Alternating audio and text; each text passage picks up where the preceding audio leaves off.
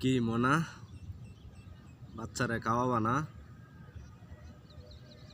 খাওয়ানোর আগে অন্তত দেইকা নিও এটা কোন কোম্পানির মাল, ডেটটা আছে কিনা।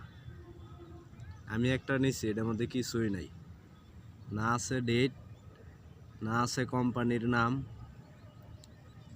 কিন্তু দোকানদারে মূল্য নিছে 5 টাকা।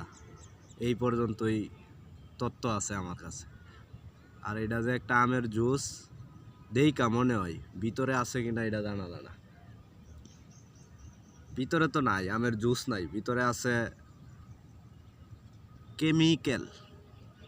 যেই কেমিক্যাল খাওয়ার পরে সন্তানের ভিতরে একটা রোগের জন্ম হইতে পারে।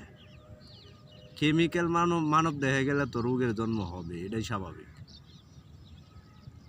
তুমি খাওয়াও, সন্তানরে ভালোবাসা বেশি বেশি করে খাওয়াও। আমের জুস খাওয়াবা না, বেশি বেশি করে খাওয়াও।